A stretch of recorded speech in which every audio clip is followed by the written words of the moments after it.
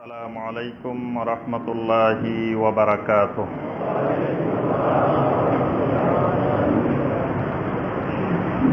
ইন্নাল হামদালিল্লাহ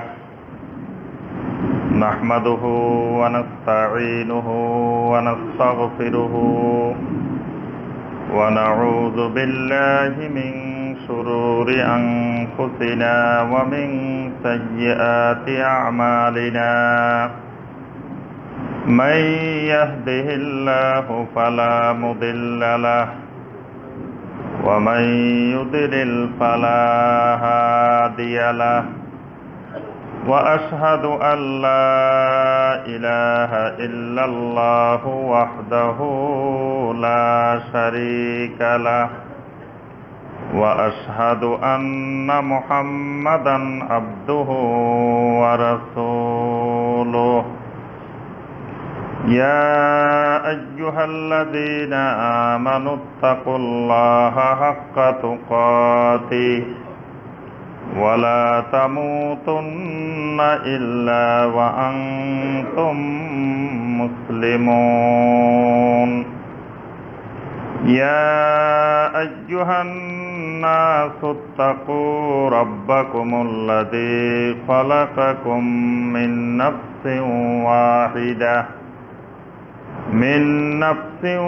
واحدة وخلق منها زوجها وبث منهما رجالا كثيرا ونساء واتقوا الله الذي تساءلون به والأرحام إن الله كان عليكم رقيبا.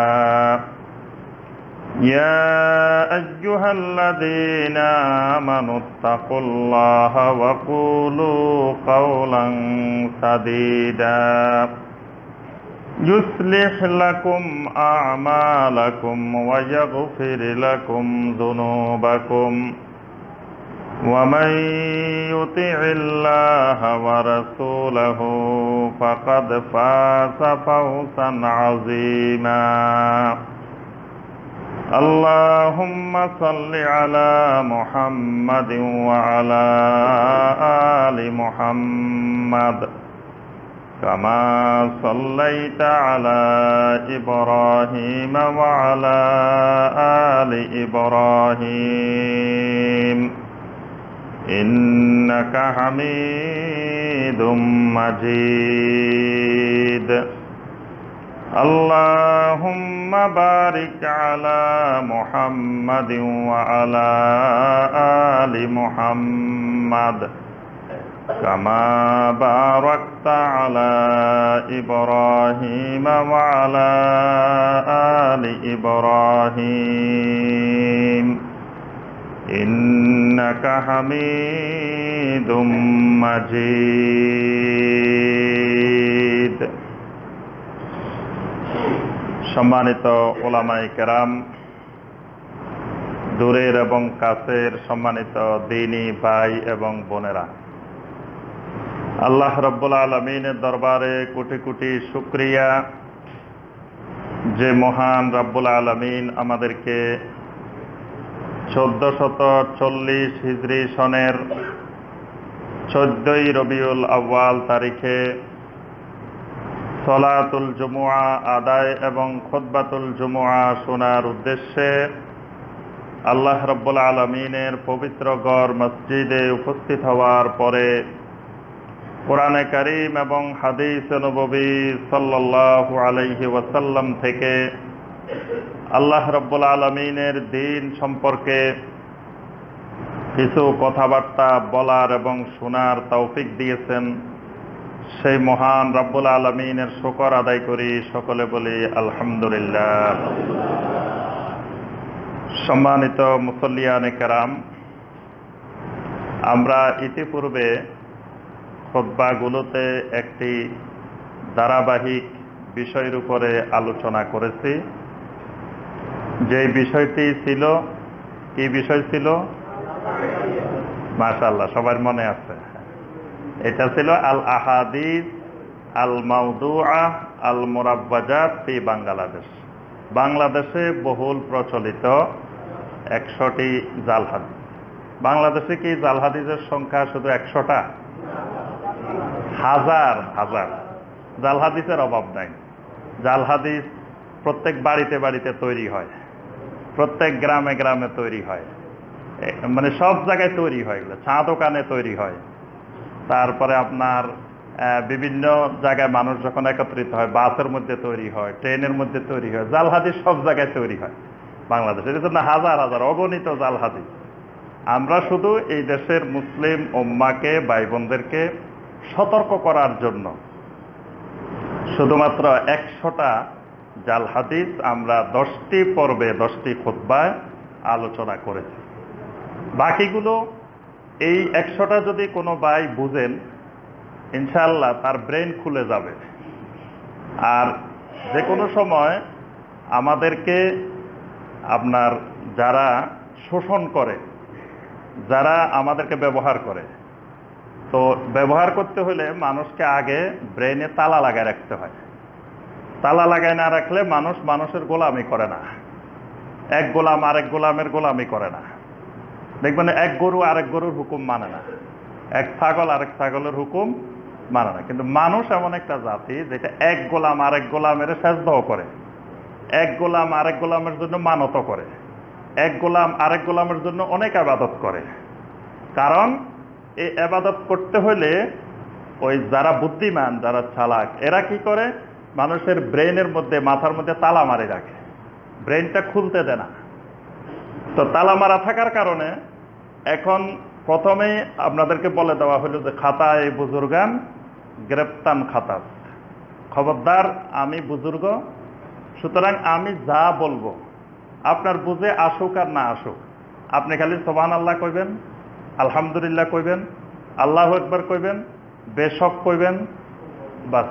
আপনি বুঝেন আর না বুঝেন, যদি আমার ভুল ধরেন, এই ভুল ধরাটা আরেক ভুল, বুজুর্গের ভুল ধরা আরেক ভুল, আরেক গুনার কাজ, বাস। আর বুজুর্গের ভুল না ধরে যদি চুপচাপ বসে থাকতে পারেন, তাহলে বুজুর্গের থেকে ফয়েজ পাইবেন, বরকত পাইবেন, নূর পাইবেন, অনেক অনেক কিছু পাইবেন। এরপরে আপনার কলব খুলে যাবে, কলবের মাধ্যমে আপনি এলহাম, এলকা, কাশফ সব লাভ করবেন। আপনি এখানে বসে সারা দুনিয়ার খবর পাইবেন, বাস। তাহলে আর হুজুরে ভুল ধরতে যাওয়া গেলে সব বরবাদ, কিচ্ছু পাইবেন না, বাস। আপনার ব্রেনে তালা মারি দেওয়া হয়েছে, বাস। এবার আপনি আমার গোলামি করবেন আপনি, কারণ আপনার ব্রেন আর খোলার সুযোগ নাই।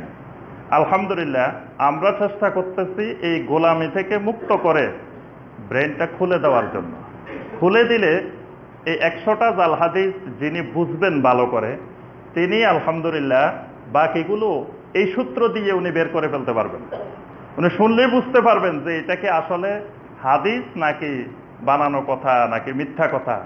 আলহামদুলিল্লাহ আমি দেখছি বাস্তব অভিজ্ঞতায় সারা দেশব্যাপী আমাদের এই 100 জাল হাদিস ব্যাপক সাড়া জাগিয়েছে আলহামদুলিল্লাহ, বাংলার আনাচে কানাচে। এখন আমাকে দেখলেই প্রথম মনে হয় সবাইকে, ও আপনি 100 জাল হাদিস আলোচনা করছেন না, তাহলে বুঝা যায় আলহামদুলিল্লাহ এটা বাংলার ঘরে ঘরে পৌঁছে গেছে আলহামদুলিল্লাহ। এখন আস্তে আস্তে ভাইয়েরা বোনেরা সতর্ক হচ্ছেন। এই ব্রেন খুলে দেওয়ার জন্য আমরা 100টা আলোচনা করছি। তো এই পর্যায়ে এই ধারাবাহিকতা আমাদের এর আগের খুতবায় শেষ হয়েছে। আজকে থেকে আমরা আরেকটা বিষয়ের উপরে আলোচনা করব ইনশাআল্লাহ। বিষয়টা হলো যে সিরাতুল আইম্মা আল মুজতাহিদিন আল মাশহুরিন ফিল আলম, অর্থাৎ সমগ্র মুসলিম বিশ্বে প্রসিদ্ধ 4 জন মুজতাহিদ ফকি ইমামের জীবনী, 4 জন ইমামের জীবনীর উপরে আমরা আলোচনা করব। কারণ আমরা মূল আমাদের যেই দাওয়াত, সেই দাওয়াতটা হলো আপনার শিরক মুক্ত তাওহীদি ঈমান এবং বেদাত মুক্ত সুন্নতি আমল। এটাই হলো মূল দাওয়াত আমাদের। এটাই হলো সালাফদের দাওয়াত, সালাফে সালেহিনদের মূল দাওয়াত হলো এটা, যে আমার ঈমানটা হবে শিরক মুক্ত তাওহীদি ঈমান, আর আমার আমলটা হবে বেদাত মুক্ত সুন্নতি আমল।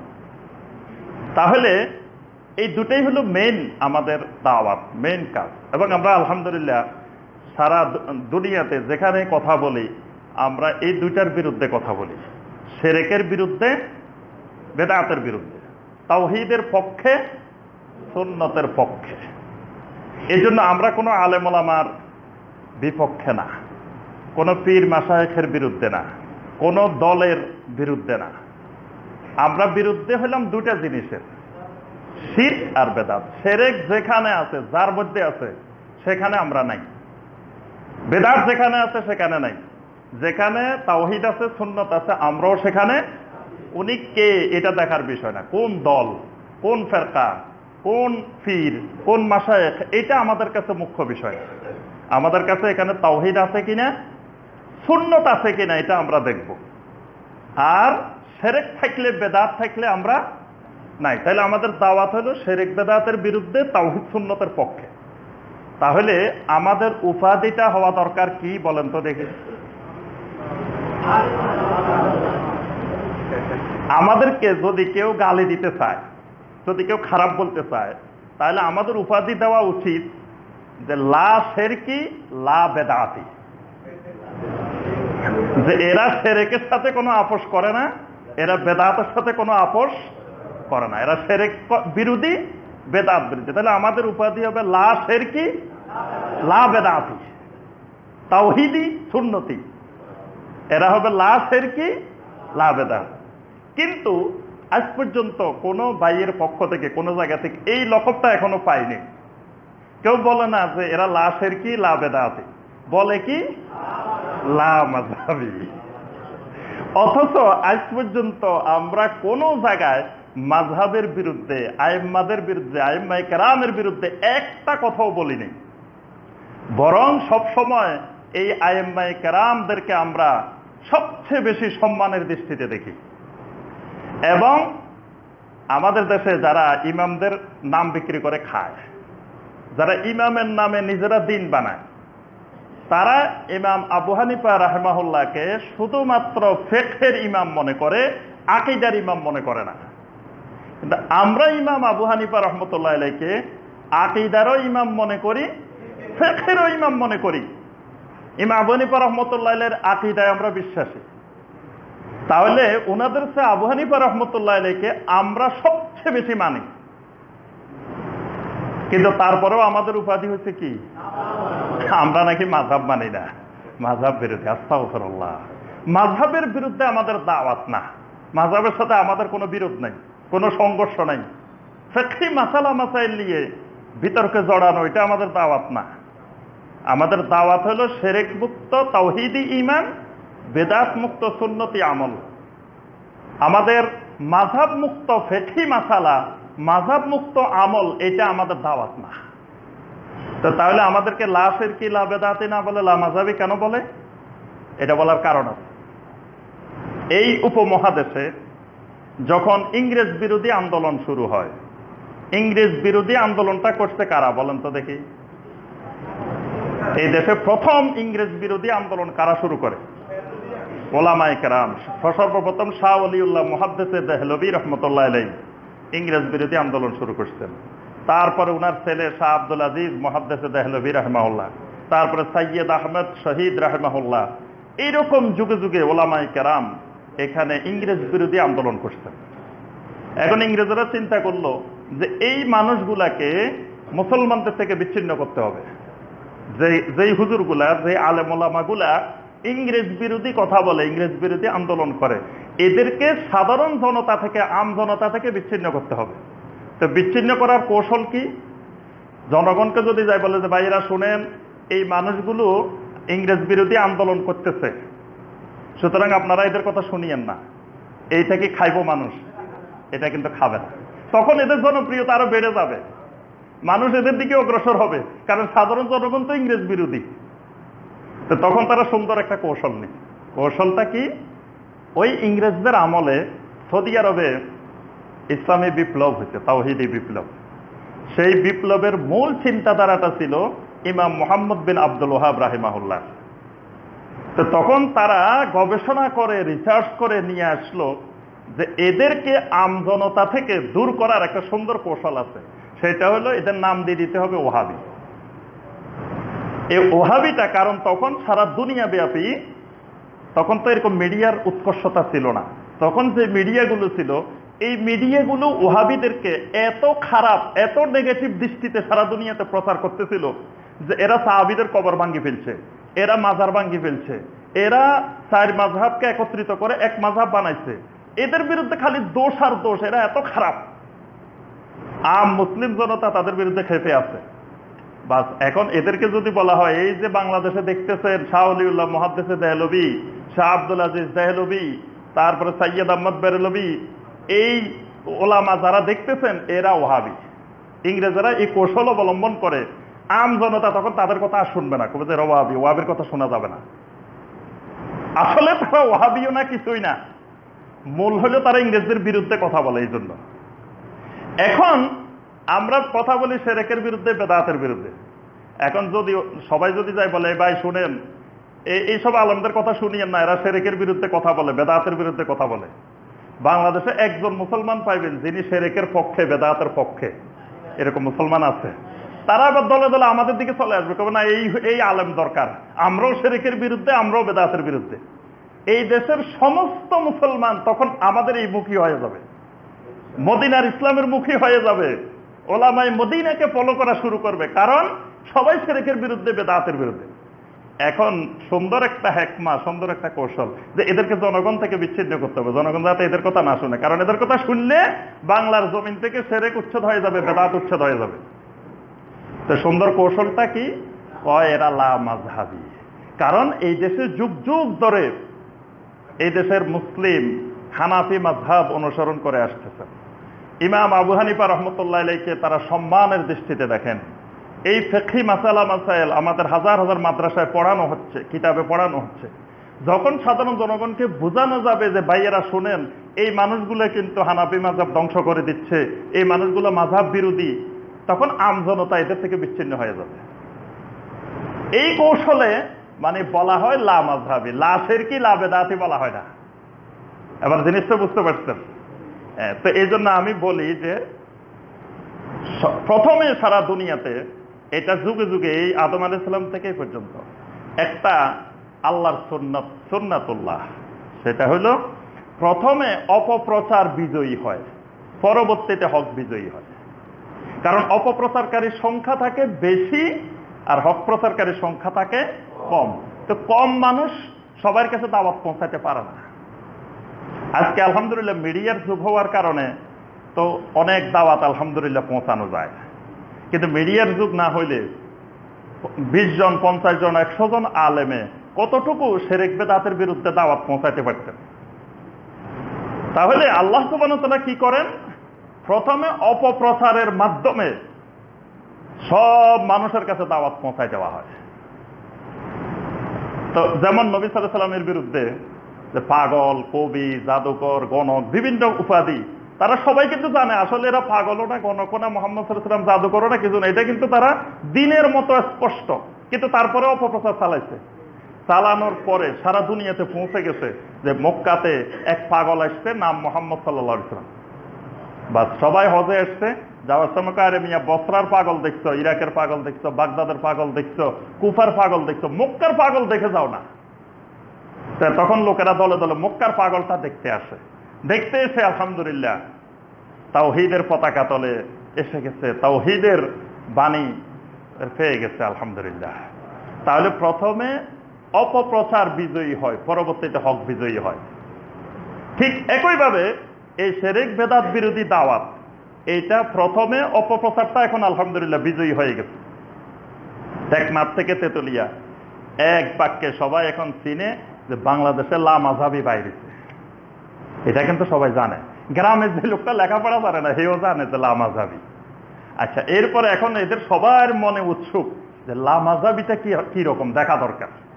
কারণ কত রঙের ফেরকা, কত রঙের দল, কত রঙের গ্রুপ দেখছি, তো লা মাযহাবী দেখা দরকার না?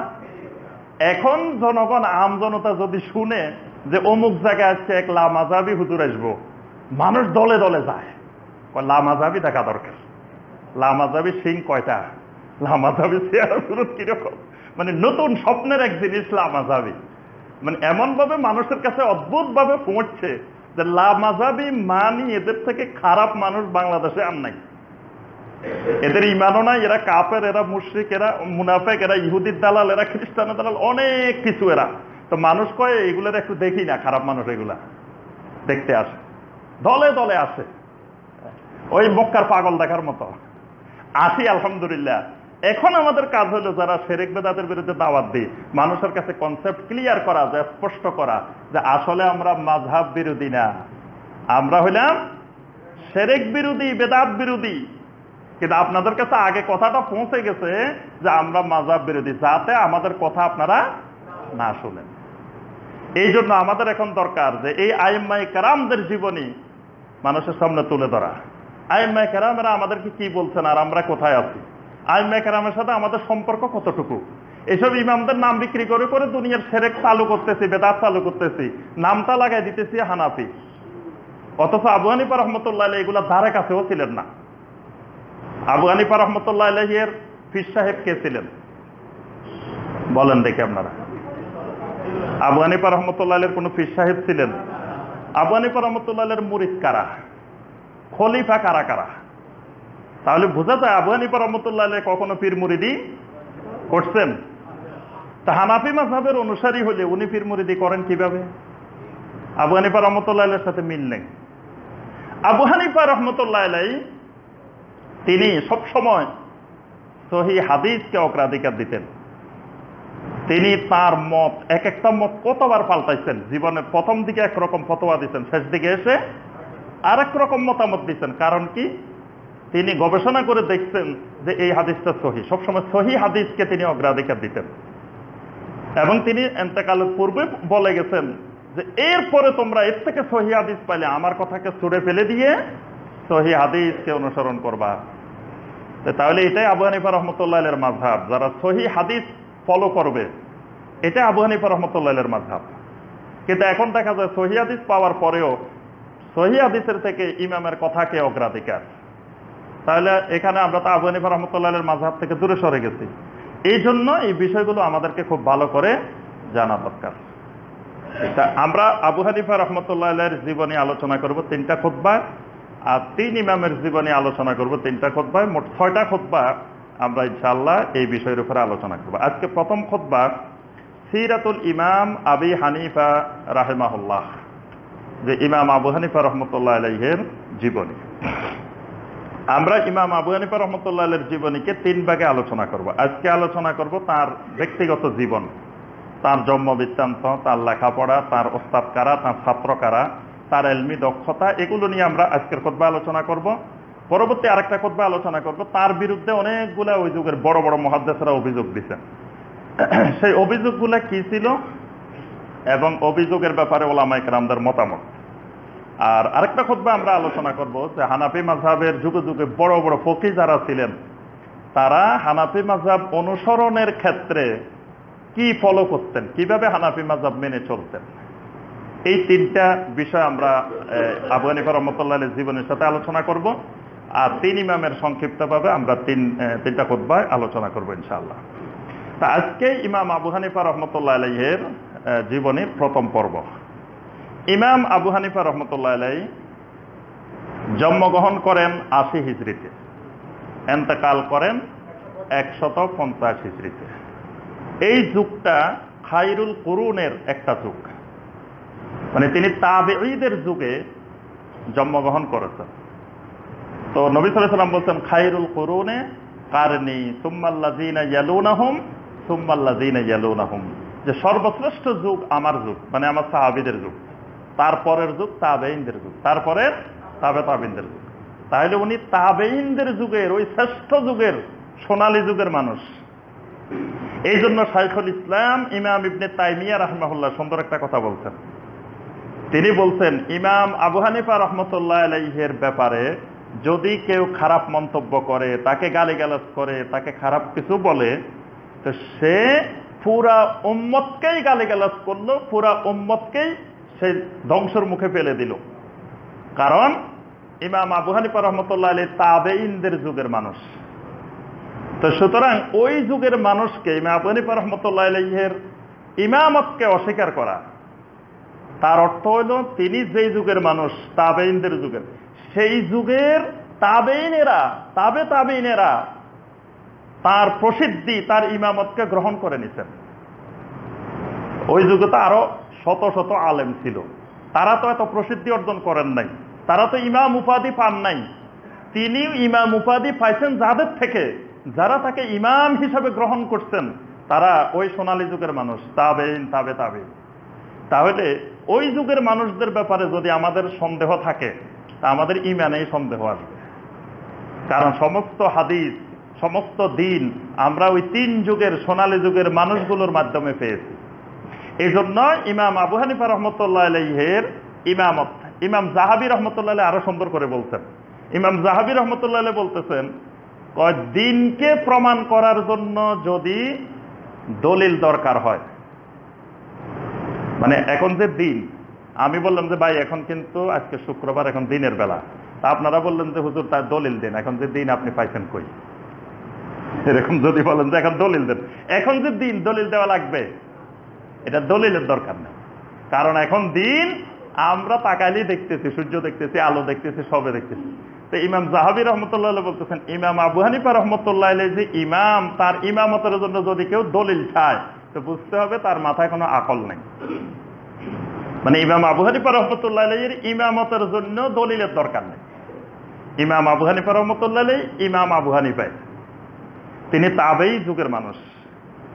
তিনি উমাইয়া খেলাফতে জন্মগ্রহণ করছেন, আর আব্বাসী খেলাফতের সময় তিনি মৃত্যুবরণ করছেন। উনি 2 খেলাফত পেয়েছেন। উমাইয়া খেলাফত 41 থেকে 132, তিনি উমাইয়া খলিফা আব্দুল মালিকের সময় তিনি জন্মগ্রহণ করেছেন। আর আব্বাসী খলিফা আবু জাফর আল মনসুর, তার আমলে তিনি মৃত্যুবরণ করেছেন। তিনি শিয়া খাওয়ারেজ এই সকল ফিতনার মুখোমুখি হয়েছেন। তিনি স্বচক্ষে শিয়া দেখেছেন, শিয়া ফিতনা দেখেছেন, খারেজি ফিতনা দেখেছেন। তিনি কাদরিয়া, মুরজিয়া, জাহমিয়া, মুতাজিলা এই সকল ভ্রান্ত আকীদায় বিশ্বাসী মানুষ আবু হানিফা রহমতুল্লাহ আলাইহি সরাসরি মোকাবেলা করছেন। এবং ওই যুগের এই সকল আকীদার বড় বড় পণ্ডিত ছিল। শিয়াদের বড় বড় পণ্ডিত, খারেজিদের বড় বড় পণ্ডিত, মুতাজিলাদের বড় বড় পণ্ডিত, জাহমিয়াদের বড় বড় পণ্ডিত, কাদরিয়াদের বড় বড় পণ্ডিত, মুরজিয়াদের বড় বড় পণ্ডিত, তাদের সাথে ইমাম আবু হানিফা রহমতুল্লাহ আলাইহি সরাসরি তিনি মোকাবেলা করছেন আহলুস সুন্নাত ওয়াল জামাতকে প্রতিষ্ঠা করার জন্য, নবী সাল্লাল্লাহু আলাইহি ওয়াসাল্লাম এবং সাহাবায়ে কেরামের আকীদাকে এস্টাবলিশ করার জন্য। তিনি সেই যুগে বড় এক মুজাহিদ। এই জন্য তিনি সবার আগে কিতাব লিখতেন, আকীদার কিতাব আল ফিকহুল আকবার। এবং উনি বলছেন যে ওই মাসালা মাসাইলের যে ফিক, ওইটা হলো ফিকহুল আসগার, ছোট্ট ফিক, আর আকীদা হলো সবচেয়ে বড় ফিক। তিনি আকীদাকে সবচেয়ে বেশি অগ্রাধিকার দিচ্ছেন। এই জন্য আকীদা আগে, ফিক পরে। কিন্তু আমরা অনেক সময় ভুল করে ফেলি, আগে ফিক নিয়ে আসি, তারপরে আকীদা। আকীদাই ঠিক নাই, আপনি ফিকহি মাসালা দিয়ে কি হবে? আপনার আকীদা শিরক ঢুকানো। আপনি হাত এখানে বাঁধলে কি, এখানে বাঁধলে কি, কি বলেন? আপনার আকীদা শিরক। আপনার নামাজে কবুল হবে না। আপনি কেমনে নামাজ পড়েন ওটা তো পরে, আগে আকীদা ঠিক করতে হবে। আবু হানিফা রহমতুল্লাহ আলাইহির নীতিমালা ছিল এটা, যে আগে আকীদা তারপরে ফিক। এই জন্য উনি নাম দিচ্ছেন যে আকীদা হলো আল ফিকহুল আকবার, আর ফিক হলো মাসালা মাসাইল হলো আল ফিকহুল আসগার। আজকে আমরা ফিকহুল আসগার নিয়ে মারামারি ঝগড়াঝাটি, কিন্তু ফিকহুল আকবার নিয়ে খবরে নাই। তাহলে আবু হানিফা রহমতুল্লাহ আলাইহি আহলুস সুন্নাহ ওয়াল জামাতের একনিষ্ঠ নির্ভেজাল আকীদার অনুসারী এবং আকীদার একজন ইমাম। এবং তার অনুসারী ইমাম তাহাবী রাহিমাহুল্লাহ। পরবর্তীতে আহলুস সুন্নাহ ওয়াল জামাত 3 ভাগে বিভক্ত হয়ে যায়। তন্মধ্যে ইমাম তাহাবী রহমতুল্লাহ আলাইহি সরাসরি ইমাম আবু হানিফা রহমতুল্লাহ আলাইহির আকীদার উপরে এস্টাবলিশ ছিলেন। আর ইমাম মাতুরিদি এবং ইমাম আশআরী, আবুল হাসান আল আশআরী, ওনারা একটু আবু হানিফা রাহমাতুল্লাহ আকীদা থেকে ভিন্ন মত পোষণ করেছেন।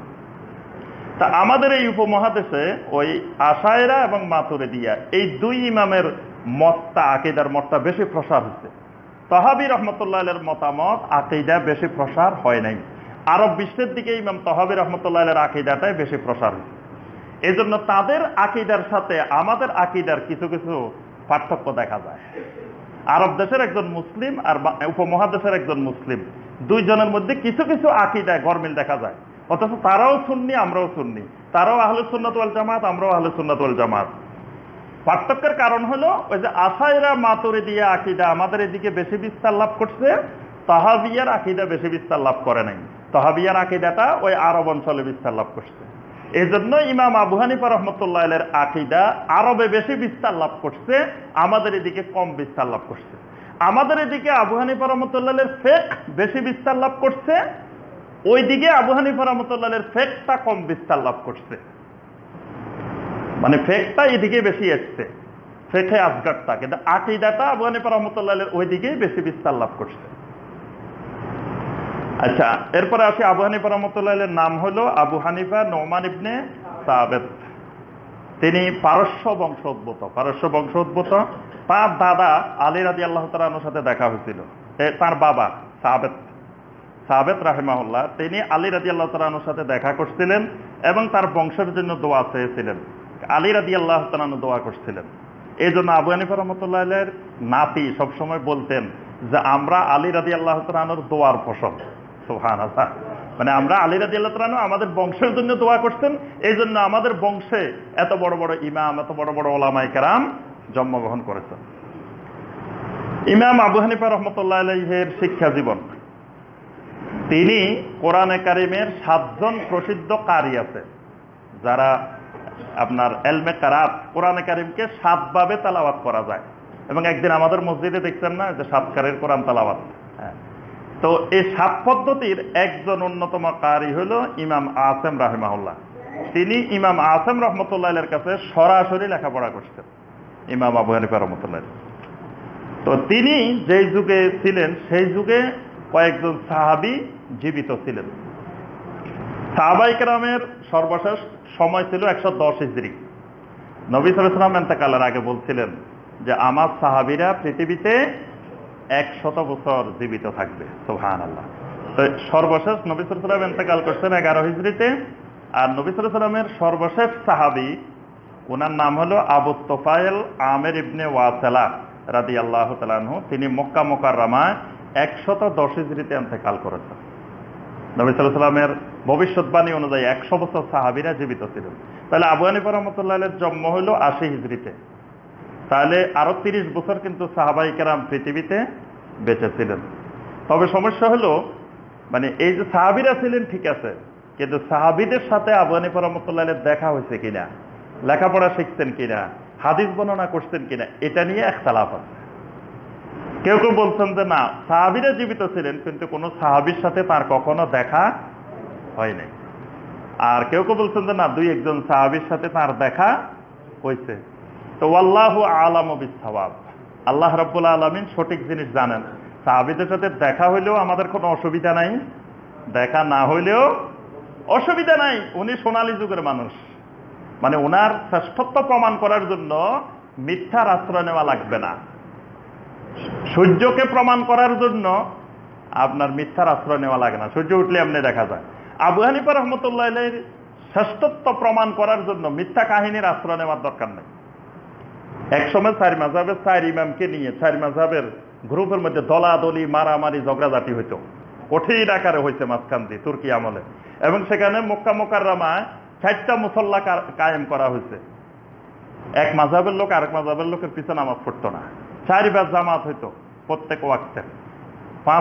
5 ওয়াক্ত নামাজের 20টা জামাত হইতো মক্কা মুকাররমায়, প্রত্যেকটা মাযহাবের আলাদা আলাদা জামাত। তো সেই সময় এক ইমামের থেকে এক ইমাম, কার ইমামের থেকে কার ইমাম বড়, এটা নিয়ে খুব দ্বন্দ্ব হইতো, বাহাস হইতো। একজনে কইতো আমার ইমাম সবচেয়ে বড়, আরেকজনে কইতো আমার ইমাম সবচেয়ে বড়। যেমন খ্রিস্টানদের সাথে ইহুদিদের সাথে পাল্লা দিয়ে আমরা আমাদের নবীকে নিয়ে, নবীর মর্যাদা বাড়াইতে গিয়ে অসংখ্য জিনিস আমরা ইসলামের মধ্যে নিয়ে আসছি, যে ওই অমুসলিমদের সাথে পাল্লা দিতে গিয়ে। কার নবী বড়?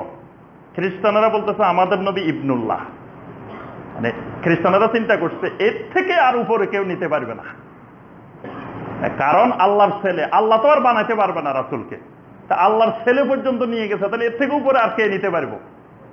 তাই এই উম্মতের কিছু লোক কয়, আরে মিয়া আমরা উম্মতে মুহাম্মদী সাল্লাল্লাহু আলাইহি সাল্লাম, তোমরা ইবনুল্লাহ পর্যন্ত নিচ্ছ, আমরা একবারে নূরুল্লাহর মধ্যে নিয়ে যাব, তোমাদেরটা থেকে আরো উপরে। মানে কয় আল্লাহর জাতি নূর মুহাম্মদ রাসূলুল্লাহ, মানে একবারে আল্লাহর ছেলে না, খালি কয় উনি আল্লাহ ডাইরেক্ট, আল্লাহর অংশ, নাউযুবিল্লাহ, ওই পর্যন্ত নিয়ে গেছে প্রতিযোগিতা করতে করতে, কার থেকে কে উপরে তুলতে পারে। তো ইমামদের প্রতিযোগিতা করতে করতে একজনে কয় আমাদের ইমাম শাফি এত বড় মুহাদ্দিস, একজনে কয় আমাদের ইমাম আহমদ বিন হাম্বল এত বড় মুহাদ্দিস। তা এবার যারা ইমাম আবু হানিফা রাহমাতুল্লাহির অনুসারী, এরা বলে কি, আরে মিয়া শোনো, আমাদের ইমাম 40 বছর এশার নামাজের ওজুদি ফজরের নামাজ পড়ছে, এই কারামতি তো আর কোনো ইমামের পাওয়া যাবে না, তাইলে আর বড় ইমাম আর পাবে কোথায়? এটা দেখেন, মানে মানুষের বানানো এবং মিথ্যা অপপ্রচার, এবং এটা আবু হানিফা রাহমাতুল্লাহির মর্যাদা বাড়ানোর জন্য। নবী সাল্লাল্লাহু আলাইহি সাল্লাম কয়দিন এশার নামাজের ওজুদি ফজরের নামাজ পড়ছে? তাহলে আবু হানিফা রাহমাতুল্লাহি নবী সাল্লাল্লাহু আলাইহি সাল্লামের থেকে বড় বুজুর্গ? আচ্ছা, সাহাবায়ে কেরাম, লক্ষাধিক সাহাবায়ে কেরাম যারা আল্লাহর ওলি, সবাই আল্লাহর ওলি, জান্নাতের সার্টিফিকেট পাওয়া আল্লাহর ওলি। একজন সাহাবীর নজির আছে যে তিনি এশার নামাজের ওজুদি ফজরের নামাজ পড়ছে। উনি মানুষ না? এশার নামাজের ওজুদি কেমনে ফজরের নামাজ পড়ে? এই রাত্রিবেলায় পুরা রাত্রে উনি ঘুমান নাই, ঘুমাইলে উনার ওযু ভাঙে নাই, উনি প্রস্রাব করেন নাই, উনি টয়লেটে যান নাই। তাহলে যদি না যান, উনি সারা রাত প্রস্রাবও করেন নাই, টয়লেটেও যান নাই, ঘুমানো নাই, স্ত্রীর কাছেও যান নাই, তাহলে উনি তো গুনার কাজ করছে, উনি এটাকে সওয়াবের কাজ করছে। উনি কতজনের হক নষ্ট করছে, শরীরের হক নষ্ট করছে, স্ত্রীর হক নষ্ট করছে, তারপরে অনেক হক নষ্ট করে উনি ইবাদত করছে। একজন এত বড় ইমাম, উনি বুঝি এত বড় হক নষ্ট করে উনি কাজ করবে? এটা তো ইমামকে ছোট করা, ইমামের বিরুদ্ধে অপবাদ দেওয়া, মানে আসলে নিজের দৃষ্টিতে বাড়াইতে গেলে ফ্যাস লাগে যায়। আচ্ছা, আরেকজনে কয় শোনো, আমাদের ইমাম একদিন বাইতুল্লাহর মধ্যে গিয়ে নামাজ পড়ার সুযোগ পাইছে বাইতুল্লাহর ভিতরে, ইমাম আবু হানিফা রাহমাতুল্লাহ। তো সুযোগ পাওয়ার পরে আবু হানিফা রাহমাতুল্লাহ নামাজের নিয়ত বানছে, 2 রাকাত নামাজ পড়ছে বাইতুল্লাহর বিরুদ্ধে। এই 2 রাকাত নামাজে পুরা কোরআন খতম করে ফেলছে, এক দাঁড়ানোর মধ্যে পুরা কোরআনে কারীম পড়ে ফেলছে। পড়ে ফেলার পরে উনি একটা গায়েবী আওয়াজ শুনছে, গায়েবী আওয়াজের মধ্যে বলা হয়েছে যে আবু হানিফা ইন্নী রাদিতুকা, আমি তোমার প্রতি সন্তুষ্ট হয়ে গেছি, এবং কিয়ামত পর্যন্ত যত মানুষ তোমারে অনুসরণ করব তাদের প্রতি আমি সন্তুষ্ট হয়ে গেছি। এবার আসো তোমরা, তোমাদের ইমামের ঘোষণা আসছে আল্লাহর পক্ষ থেকে। তাই আমাদের ইমামের কিন্তু ঘোষণা আসে গেছে, আল্লাহ সরাসরি ঘোষণা দিয়ে দিছে, বলছে যে আবু হানিফা তোমার প্রতিও সন্তুষ্ট, কিয়ামত পর্যন্ত যত মানুষ তোমারে ফলো করবে, অনুসরণ করবে, তাদের প্রতিও সন্তুষ্ট। তাহলে হানাফি মাযহাব জান্নাতি মাযহাব, আবু হানিফার অনুসারী যারা সব মানুষের উপরে আল্লাহ সন্তুষ্ট, ঘুষ খাইলেও সন্তুষ্ট, সুদ খাইলেও সন্তুষ্ট, দুনিয়ার হারাম খাইলেও সন্তুষ্ট, নামাজ না পড়লেও সন্তুষ্ট। কি বলেন? এই জন্য হানাফি মাযহাবের সবাই নামাজ না পড়িও কই ইমান মজবুত আছে, জান্নাতে যাইব বসে রয়েছে আশা করি, কারণ আল্লাহ তো ঘোষণায় দিয়ে দিচ্ছে যে সবার প্রতি সন্তুষ্ট হয়ে গেছে। আবু হানিফা রাহমাতুল্লাহকে খালি ফলো করলে হয়। এখন বাকি ইমামের অনুসারীদের তো এই কারামতি আর বয়ান করতে পারে না। তাহলে বোঝা গেল তোমাদের ইমাম ছোট, আমাদের ইমাম বড়। এই বড় ছোট প্রতিদ্বন্দ্বিতা করতে গিয়ে আমরা যেটা বলতেছিলাম সেটা হলো আবু হানিফা রাহমাতুল্লাহের শ্রেষ্ঠত্ব প্রমাণ করার জন্য এরকম মিথ্যা কিচ্ছা কাহিনীর আশ্রয় নেওয়া দরকার নাই। ওনার এটাই সবচেয়ে বড় যোগ্যতার প্রমাণ যে উনি তাবেঈ যুগের মানুষ, তাবেঈন যুগের মানুষ, সোনালী যুগের মানুষ। ওই যুগের মানুষদের ব্যাপারে স্বয়ং আল্লাহ রাসূল সাল্লাল্লাহু আলাইহি ওয়াসাল্লাম সার্টিফিকেট দিয়েছেন, খায়রুল কুরুনে কারনি সুম্মাল্লাযীনা ইয়ালুনাহুম সুম্মাল্লাযীনা ইয়ালুনাহুম। আর ওই যুগের মানুষ ওনারা ইমাম বানাইছে, তারা না বুঝে ইমাম বানায় নাই, না বুঝে ওনার ইমামতি সারা দুনিয়াতে প্রসিদ্ধি লাভ করে নাই। তো ওই যুগের মানুষ একজন, আর এখন হাজার হাজারও ওই যুগের মানুষের সমান না। তা তিনি সাহাবায়ে কেরামকে দেখেছেন কিনা এই ব্যাপারে প্রসিদ্ধ ঐতিহাসিক ইবনে খাল্লিকান তিনি বলছেন যে আবু হানিফা রহমতুল্লাহের সময় 60 জন সাহাবী জীবিত ছিলেন। ওয়াফায়াতুল আয়ানের মধ্যে তিনি বলছেন যে বসরাতে ছিলেন আনাস ইবনে মালিক রাদিয়াল্লাহু তাআলা আনহু, তিনি 92 হিজরিতে ইন্তেকাল করছেন। কুফাতে ছিলেন আব্দুল্লাহ ইবনে আবি আওফা রাদিয়াল্লাহু তাআলা আনহু, তিনি 87 হিজরিতে ইন্তেকাল করছেন। আর আপনার মদিনাতে ছিলেন সাহাল ইবনে সাআদ আস-সাঈদী রাদিয়াল্লাহু তাআলা, তিনি 88 হিজরিতে ইন্তেকাল করছেন।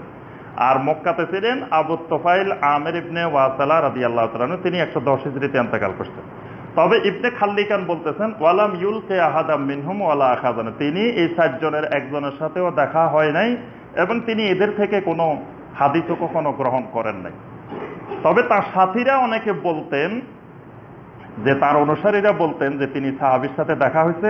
ওয়ালাম ইয়াসবুত যালিকা ইনদা আহলিন নকল, কিন্তু ইতিহাস বর্ণনাকারীদের কাছে দলিল প্রমাণের ভিত্তিতে এটা প্রমাণিত হয় নাই, অর্থাৎ উনি কোনো সাহাবী দেখেন নাই, দেখা হয়নি। আর কেউ কেউ বলছেন না দেখা হয়েছে, যেমন আল্লামা আইনি, বদরুদ্দিন আইনি রাহমাহুল্লাহ, ইবনে কাসির রাহমাহুল্লাহ, খতিবে বাগদাদি রাহমাহুল্লাহ, ইমাম যাহাবী রাহমাহুল্লাহ, ওনারা বলছেন কানা আবু হানিফা রাহিমাহুল্লাহ মিন সাদাতিত তাবিঈন রাআ আনাস ইবনে মালিক রাদিয়াল্লাহু তাআলা। তারা বলছে ইমাম আবু হানিফা রাহমাতুল্লাহ একজন তাবিঈ, তিনি আনাস ইবনে মালিক রাদিয়াল্লাহু তাআলা আনহুকে দেখতেন, তার সাথে দেখা হয়েছে। তার ওস্তাদের সংখ্যা 4000। সুবহানাল্লাহ। ইমাম আবু হানিফা রাহমাতুল্লাহ শিক্ষকের সংখ্যা 4000। তিনি একটা হাদিসের গ্রন্থ সংকলন করছেন, মুসনাদে আবি হানিফা। এই গ্রন্থে তিনি তাবি এবং তাবে তাবি 200 উস্তাদ থেকে হাদিস বর্ণনা করছেন। 200 জন উস্তাদের হাদিস এই গ্রন্থে পাওয়া যায়। আচ্ছা, তার সবচেয়ে প্রধান উস্তাদ যিনি, তিনি একজন বড় তাবেঈ। প্রধান উস্তাদ ছিলেন হাম্মাদ ইবনে আবি সুলাইমান রাহিমাহুল্লাহ। এই হাম্মাদ রাহিমাহুল্লাহ তার প্রধান উস্তাদ ছিলেন। উনি মারা যাওয়ার পরে, মানে হাম্মাদ রাহিমাহুল্লাহ সারা দুনিয়াতে তাবেঈনদের যুগে সবচেয়ে বড় ইমাম ছিলেন। উনি মারা যাওয়ার পরে আবু হানিফা রহমতুল্লাহ আলাইহি ওই জায়গা দখল করছেন, মানে সারা দুনিয়া তখন আবু হানিফা রহমতুল্লাহ আলাইহিকে হাম্মাদের জায়গায় স্থলাভিষিক্ত করেন। এবং কেউ কেউ মুহাদ্দিসিন ইকরাম, ঐতিহাসিকরা তার 97 জন মুহাদ্দিস ছাত্রের তালিকা পেশ করেছেন, যারা দুনিয়ার বিভিন্ন শহরে প্রসিদ্ধ নামকরা বড় বড় মুহাদ্দিস ছিলেন। এবং তার ছাত্রদের বর্ণিত হাদিস সহিহ আল বুখারীতে আসছে, সহিহ মুসলিমে আসছে, অন্যান্য প্রসিদ্ধ যত হাদিসের কিতাব আছে সব হাদিসের কিতাবে আবু হানিফা রাহমাতুল্লাহ আলাইহির ছাত্রদের থেকে হাদিস আসছে।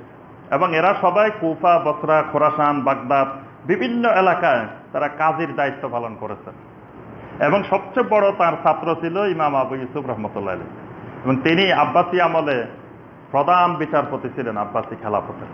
তখন সারা দুনিয়াতে প্রত্যেকটা শহরে তিনি এই আবু হানিফা রহমতুল্লাহ আলাইহির অনুসারী ছাত্রদেরকেই তিনি সব জায়গায় বিচারপতি বানাইছেন।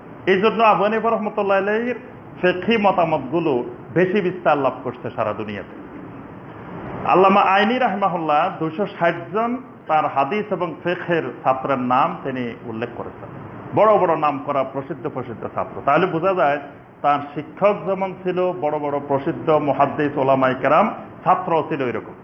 কোনো ব্যক্তি থেকে এলেম নিতে হলে তার ওস্তাদ কারা, তার ছাত্র কারা, তার সমসাময়িক কাজের সাথে তার সম্পর্ক, এটা জানতে হয়। এটা না জেনে অজ্ঞাত কারো থেকে যত সুন্দর কথাই বলুক এলেম নেওয়া যাবে না। ইমাম আবু হানিফা রাহমাতুল্লাহ আলাইহির আখলাক সম্পর্কে অনেকে অনেক বক্তব্য দিচ্ছেন, অনেক কথা বলছেন। ইমাম আবু হানিফা রাহমাতুল্লাহ আলাইহি একজন বড় ব্যবসায়ী ছিলেন এবং খুব ধনী মানুষ ছিলেন। উনি খুব সুন্দর পরিপাটি চলাফেরা করতেন। ওনার চেহারা যেমন ছিল সুন্দর, ওনার আখলাক ছিল সুন্দর, ওনার পোশাক আশাক পরিপাটি ছিল সুন্দর। এত উন্নত মানের আতর তিনি ব্যবহার করতেন আবু হানিফা রাহমাতুল্লাহ আলাইহি। উনি বের হইলে অনেক দূর থেকে আতরের ঘ্রাণ পাওয়া যেত। ওই ঘ্রাণ শুনলে মানুষ বুঝতে পারতো যে আবু হানিফা রাহমাতুল্লাহ আলাইহি আসতেছে। সুবহানাল্লাহ। ওনার এটা খুব প্রসিদ্ধি ছিল ওই যুগে, যে দূরের থেকে সুগন্ধি শুনলে, ঘ্রাণ শুনে বুঝতো মানুষ যে আবু হানিফা রাহমাতুল্লাহ আলাইহি বের হয়েছেন, উনি আসতেছেন। ইমাম আবু ইউসুফ রহমতুল্লাহ আলাইহি তিনি বর্ণনা দিচ্ছেন, কানা আবু হানিফা রাহিমাহুল্লাহ রুবা'আম মিনার রিজাল। আবু হানিফা রাহমাতুল্লাহ আলাইহি একেবারে লম্বাও ছিলেন না, লাইসা বিল কাসির ওয়ালা বিত্তাবিল, লম্বাও ছিলেন না, খাটোও ছিলেন না। ওয়া কানা আহসানুন নাসি মানতাকান, তিনি অত্যন্ত সুন্দর ভাষায় কথা বলতেন। ওয়া আহলাহুম নুগমাতান, তিনি মধুর ভাষায়, মিষ্ট ভাষায় কথা বলতেন। মানুষের সাথে গরম হতেন না, রাগ করতেন না, খেপে যেতেন না, অত্যন্ত মধুরভাবে মিষ্টিভাবে কথা বলতেন। ওয়া আনবাহুম আলা মা ইউরিদ, এবং যেটা বলতে চাইতেন এত সুন্দর করে তিনি মানুষকে বুঝাইতে পারতেন, আর কেউ এত সহজভাবে বুঝাইতে পারত না। এই জন্য তার ফিকহি বিষয় বেশি প্রসিদ্ধি লাভ করার এটাও একটা কারণ। উনি এত সহজভাবে মানুষদেরকে বুঝাই দিতেন, যেটা অনেক বড় বড় তাবেঈ, বড় বড় আলেমেরও বুঝাই দিতে পারতেন। এটা আল্লাহ সুবহানাহু ওয়া তাআলার আরেকটা বিশেষ দান। খলিফা হারুনুর রশিদ একবার আবু ইউসুফ রহমতুল্লাহ আলাইহিকে বললেন যে, ইমাম আবু হানিফা রহমতুল্লাহ আলাইহির কিছু সিরাত, কিছু আখলাক আমাকে বলেন তো, একটু শুনি। তো তখন ইমাম আবু ইউসুফ রহমতুল্লাহ আলাইহি বলেন, আন্নাহু কানা শাদীদুজ যুব্বে আন মাহারিমিল্লাহি আন তুতিয়া। তিনি বলতেন আবু হানিফা রহমতুল্লাহ আলাইহি সবচেয়ে বেশি প্রতিবাদ করতেন আল্লাহর নিষিদ্ধ কাজের ব্যাপারে। মানে উনি হারাম কাজ দেখলে, দিন বিরোধী কাজ দেখলে আবু হানিফা রহমতুল্লাহ আলাইহি সহ্য করতে পারতেন না। শাদীদুল ওয়ারঈ আন ইয়ানতাকা ফি দীনিল্লাহ বিমা লা ইয়ালাম, ইলমবিহীন দ্বীনের কথা বলা, এটাকে আবু হানিফা রাহমাতুল্লাহ আলাইহি সবচেয়ে বেশি অপছন্দ করতেন। মানে উনি প্রয়োজনে প্রশ্নের উত্তর দিতে 1 মাস দেরি করতেন, 2 মাস দেরি করতেন, তাও ইলমবিহীন বলতেন না, ইলম সহকারে বলার চেষ্টা করতেন। এবং কেউ যদি ইলমবিহীন বলতো, উনি এটাকে সবচেয়ে বেশি কঠিনভাবে ঘৃণা করতেন। ইউহিব্বু আন ইউতা আল্লাহ ওয়ালা ইউআসি, তিনি আল্লাহর আনুগত্য করাকে পছন্দ করতেন, আল্লাহর নাফরমানিকে অপছন্দ করতেন। মুজানিবান লি আহলিদ দুনিয়া ফি জামানিহিম, তার যুগের দুনিয়াদার আলেম যারা ছিল তাদেরকে তিনি ঘৃণা করতেন, তাদের থেকে দূরে থাকতেন। দুনিয়াদার আলেমদেরকে তিনি দেখতে পারতেন না। এই জন্য আল্লাহু আকবার, উনি 2 বার কঠিন নির্যাতনের শিকার হয়েছেন। একবার উমাইয়া সরকারের সময়, আরেকবার আব্বাসী। উমাইয়া খেলাফতের সময় ইয়াজিদ ইবনে হুবায়রা তাকে এনে বলছে যে, শুনেন, আপনি এই প্রদেশে, কুফা প্রদেশের বাইতুল মালের দায়িত্ব দিতে চাই আপনাকে। উনি বলছেন, না, আমি কোনো দায়িত্ব নিব না, কারণ আমি কিয়ামতের ময়দানে আল্লাহর সামনে এমন ভাবে দাঁড়াইতে চাই না যে আল্লাহ আমাকে জিজ্ঞাসা করবে যে এই বাইতুল মালের দায়িত্বের মধ্য থেকে তুমি কম বেশি কি করছো, কে কতটুকু পাওনা ছিল, তুমি কারে কম দিছো, কারে বেশি দিছো, এই প্রশ্নের উত্তর আমি কিয়ামতের দিনে আল্লাহর কাছে দিতে পারবো না। এজন্য উনি দায়িত্ব নেন নাই। দায়িত্ব নেন নাই দেখে উনাকে ইবনে হুবায়রা 20টা বেত্রাঘাত করছেন। আমরা হইলাম এই দায়িত্ব নেওয়ার জন্য তদবির পাগল। একটা এরকম পথ পাইলে, আল্লাহু আকবার, 10 লক্ষ টাকা ঘুষ লাগলে কতজন বসে রয়েছে 10 লক্ষ টাকা 20 লক্ষ টাকা ঘুষ দিয়ে হলেও এরকম একটা পদে ঢোকার জন্য। আর ওনাকে দায়িত্ব দিতে চাইছে সরকারি পোস্টে, উনি দায়িত্ব নেন নাই দেখে 20টা বেত্রাঘাত খাইছেন। কেমন আখলাকের মানুষ, সুবহানাল্লাহ। আব্বাসী খলিফা মানসুরের সময় উনি ছিলেন কুফা, ওনারে ডেকে নিয়ে আসছে বাগদাদে, এনে বলতেছে যে আপনাকে এই আব্বাসী খেলাফতের প্রধান বিচারপতির দায়িত্ব দিতে চাই। উনি বলছে, বিচার করা আমার কাজ না, কারণ বিচার করতে গেলে আমার উপরেও আলাইসাল্লাহু বিআহকামিল হাকিমিন, বড় হাকিম আছে, ওই হাকিমের কাছে কিয়ামতের ময়দানে আবার আমার বিচার হইব। আমি কি কারো প্রতি ইনসাফ করছি না জুলুম করছি না কি করছি, এই ঝামেলার দিকে আমি নাই। আমি কিয়ামতের ময়দানে আল্লাহর সামনে এই হিসাব দিতে পারবো না, আমি কোনো দায়িত্ব নিব না। প্রধান বিচারপতির দায়িত্ব, এই দায়িত্ব নেন নাই দেখে উনাকে কারাগারে, জেলখানায় দেওয়া হয়েছে। 10 বছর তিনি জেল খাটছেন এবং ওই কারাগারে জেলখানায় তার মৃত্যু হয়েছে। তাও তিনি প্রধান বিচারপতির দায়িত্ব নেন নাই। আল্লাহু আকবার। এই জন্য ইমাম আয-যাহাবী লিখছেন, ইয়াজিদ ইবনে হারুন রাহিমাহুল্লাহ, তিনি একজন বড় তাবেঈ। তিনি আবু হানিফা রাহমাতুল্লাহ আলাইহির ব্যাপারে বলছেন, মা রাআইতু আহাদান আহলামু মিন আবি হানিফা। আবু হানিফা রাহমাতুল্লাহ আলাইহির চেয়ে অধিক ধৈর্যশীল, অধিক চরিত্রবান কোন মানুষ আমি দুনিয়াতে দেখি নাই। ইন্না ইনসানান ইসতাতালা আলা আবি হানিফা, যে তিনি কেমন চরিত্রের ছিলেন একটা দৃষ্টান্ত দিলে তোমরা বুঝবা। এক লোকের সাথে তার একদিন তর্ক বিতর্ক হয়েছে আবু হানিফা রাহমাতুল্লাহ আলাইহির সাথে। তো ওই লোক আসি আবু হানিফারে বলতেছে, ইয়া জিন্দিক, হে জিন্দিক। জিন্দিক মানে বুঝছেন? হ্যাঁ, জিন্দিক মানে কি? নাস্তিক। মানে কঠিন ভাষা একটা গালি দিচ্ছে, ইয়া জিন্দিক মানে আবু হানিফা রাহমাতুল্লাহ আলাইহি। তা আবু হানিফা রাহমাতুল্লাহ আলাইহি তো উল্টাই বলার দরকার, তুই জিন্দিক, তোর বাপ দাদা 14 গোষ্ঠী জিন্দিক, বলা দরকার না? কোথায় আবু হানিফা রাহমাতুল্লাহ আলাইহি, আর এই আসি কয় ইয়া জিন্দিক। আচ্ছা, আবু হানিফা রাহমাতুল্লাহ আলাইহির উত্তরটা দেখেন, আল্লাহু আকবার। আবু হানিফা রাহমাতুল্লাহ উত্তর দিয়েছেন, গাফার আল্লাহু লাক, ওই আল্লাহ তোমাকে মাফ করে দিক। সুবহানাল্লাহ। হুয়া ইয়ালামু মিন্নি খিলাফা মা তাকুল, যে আল্লাহ ভালো করে জানেন তুমি যেটা বলছো আমি সেটা নই। সুবহানাল্লাহ। জবাবটা দেখেন, যে ওই আল্লাহ তোমারে মাফ করে দিক, যেই আল্লাহ ভালো করে জানেন, যার কাছে এলেম আছে যে আমি জিন্দিক না, তুমি যে জিন্দিক বলছো আমি জিন্দিক না, এটাই যে আল্লাহ জানেন, ওই আল্লাহ তোমাকে মাফ করে দিক। সুবহানাল্লাহ। কেমন উত্তম চরিত্রের, উত্তম আখলাকের মানুষ, যে জিন্দিক বলে গালি দিতেছে আর উনি উল্টা তার জন্য দোয়া করতেছেন। এটা কিন্তু সব মানুষের পক্ষে সম্ভব, বড় আলেম হলেও সম্ভব না। দেখবেন প্রশ্ন করে একটু উল্টা পাল্টা প্রশ্ন করলে খেপে যায়, গরম হয়ে যায়, গালিগালা শুরু করে, এরকম করে না? এরকম দেখা যায় বর্তমানে ফেসবুকে, ইন্টারনেটে। কিন্তু আবু হানিফা রহমতুল্লাহ এরকম গরম হইতেন না, মেজাজ অত্যন্ত শান্তভাবে সুন্দরভাবে তিনি জবাব দিতেন। কেউ গালি দিলেও ওইটাকে উনি সুন্দর ভাষায় উত্তর দিতেন। সুবহানাল্লাহ। আজকে আমরা আবু হানিফা রহমতুল্লাহ অনুসারীরা আবু হানিফা রহমতুল্লাহ আখলাক ভুলে গেছি। ওয়াজ মাহফিলে খালি গালিগালাজ গালিগালাজ গালিগালাজ, কঠিন ভাষায় গালিগালাজ আর গালিগালাজ।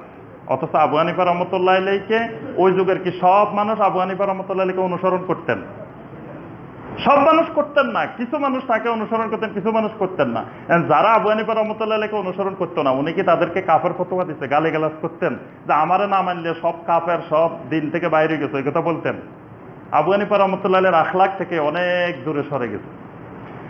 সর্বশেষ আমরা আজকের খুতবা শেষ করবো আবু হানিফা রহমতুল্লাহর ইন্তেকাল দিয়ে। 150 হিজরিতে তিনি লাইলাতুন নিসফে মিন শাবান, শাবানের মধ্য রজনীতে তিনি ওই বাগদাদের কারাগারে মৃত্যুবরণ করেছেন। আল্লাহুম্মা গফির লাহু ওয়ারহামহু। বাগদাদের খাইজুরান কবরস্থানে আবু হানিফা রহমতুল্লাহ আলাইহিকে দাফন করা হয়। তিনি বাড়ি হল কুফা, মারা গেছেন বাগদাদে। তৎকালীন কুফা আর বাগদাদ মানে দুই রাষ্ট্র। কুফা অনেক দূরে, বাগদাদ অনেক দূরে, দুইটা রাষ্ট্র। তার প্রসিদ্ধি, তার ইমামত সব ছিল কিন্তু কুফা। বাগদাদের লোকেরা তাকে এত চিনত না, এত পরিচিত না। কিন্তু সেখানে তিনি কারাগারে মারা গেছেন। বাগদাদে তাকে দাফন করা হয়েছে। 6 বার তার নামাজে জানাজা হয়েছে, 6 বার সালাতুল জানাজা হয়েছে। যেই খলিফা তাকে 10 বছর জেলখানায় আটকে রেখেছেন, সেই খলিফা মনসুর কবরের পাশে গিয়ে জানাজা পড়ছেন।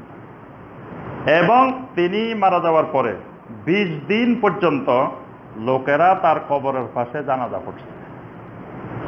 এই কথাগুলো বলছেন আল্লামা বদরুদ্দিন আইনি রাহমাহুল্লাহ মাগানিল আখিয়ার কিতাবের 5ম খণ্ডে তিনি এই কথাগুলো। তাহলে এর দ্বারা বোঝা যায় যে ওই সময়কার মানুষের ভিতরে আবু হানিফা রহমতুল্লাহ আলাইহির জনপ্রিয়তা, আবু হানিফা রহমতুল্লাহ আলাইহির প্রসিদ্ধি কেমন বিস্তার করেছিল, যে 20 দিন পর্যন্ত লোকেরা এসে এসে তার কবরের পাশে জানাজা পড়ছেন, তার জন্য দোয়া করছেন বাগদাদে এসে এসে। এই জন্য আব্দুল্লাহ ইবনে মুবারক রাহিমাহুল্লাহ, আব্দুল্লাহ ইবনে মুবারক হইল আবু হানিফা রহমতুল্লাহ আলাইহির ছাত্র এবং নাম করা প্রসিদ্ধ মুহাদ্দিস আব্দুল্লাহ ইবনে মুবারক রাহিমাহুল্লাহ। তিনি বড় মুহাদ্দিস, বড় ফকিহ, বড় মুস্তাহিদ, বড় জাহেদ। তিনি একটা মন্তব্য করছেন, এটা খতিবে বাগদাদি রাহিমাহুল্লাহ তারিখে বাগদাদের মধ্যে উল্লেখ করেছেন। লা নুকাজ্জিবুল্লাহ ফি আনফুসিনা, আমাদের ব্যাপারে আমরা আল্লাহকে কখনো মিথ্যা বলবো না। ইমামুনা ফিল ফিকহে আবু হানিফা ওয়া ফিল হাদিস সুফিয়ান, দুইজনে ওনার উস্তাদ, আবু হানিফা রাহমাতুল্লাহ উস্তাদ, সুফিয়ান সাউরিও উস্তাদ। বলছেন যে ফিকহের ক্ষেত্রে সবচেয়ে বড় ফকিহ এই যুগে আবু হানিফা, হাদিসের ক্ষেত্রে সবচেয়ে বড় মুহাদ্দিস সুফিয়ান সাউরি।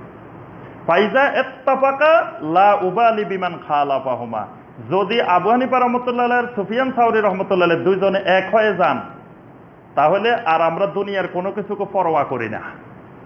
মানে হাদিস আর ফিকহ দুইজন যদি দুইটা এক হয়ে যায়, তো দুনিয়ার কোনো কিছুকে আমরা আর পরোয়া করি না, আমরা ওই অনুযায়ী চলার চেষ্টা করি। লাউলা আন আগাসানিল্লাহু বি আবি হানিফা ওয়া সুফিয়ান কুনতু কাসাইরিন নাস, মানে আমি আব্দুল্লাহ ইবনে মুবারক যা হইছি, আল্লাহ যদি আমাকে আবু হানিফা রাহমাহুল্লাহ আর সুফিয়ান সাউরি দিয়ে সহযোগিতা না করতেন, তা আমি অন্যান্য মানুষের মতোই থাকতাম, আমি আব্দুল্লাহ ইবনে মুবারক হইতে পারতাম না। আবু হানিফা রাহমাতুল্লাহ আলাইহি আফকাহুন নাস, তিনি সব মানুষের মধ্যে সবচেয়ে বড় ফকিহ ছিলেন। সুবহানাল্লাহ। আল্লাহ সুবহানাহু ওয়া তাআলা আমাদের সবাইকে এই সকল আইম্মায়ে কেরামের অনুসরণ করার আল্লাহ পাক তৌফিক দান করুন। এই সকল আইম্মায়ে কেরামদেরকে মহব্বত করার তৌফিক দান করুন। তাদের খেদমতকে, তাদের ইস্তেহাদকে আল্লাহ রাব্বুল আলামিন কবুল ও মঞ্জুর করে নিন। তাদের ইস্তেহাদের মাধ্যমে আমাদেরকে আমল করার আল্লাহ পাক তৌফিক দান করুন। আমিন ইয়া রাব্বাল আলামিন। সুবহানাকাল্লাহুম্মা বিহামদিকা আশহাদু আল্লা ইলাহা ইল্লা আনতা আস্তাগফিরুকা ওয়া আতুবু। অনেক পাপের বোঝায় আমার, খুঁজে ফিরি ক্ষমা তোমার। অনেক পাপের বোঝায় আমার, খুঁজে ফিরি ক্ষমা তোমার। তুমি রাহিম, তুমি কারীম, পাবো কি আজ তোমার রহমত। আল্লাহ তুমি দেখাও সরল পথ, আল্লাহ তুমি দেখাও সরল পথ, আল্লাহ তুমি দেখাও সরল পথ, আল্লাহ তুমি দেখাও সরল পথ।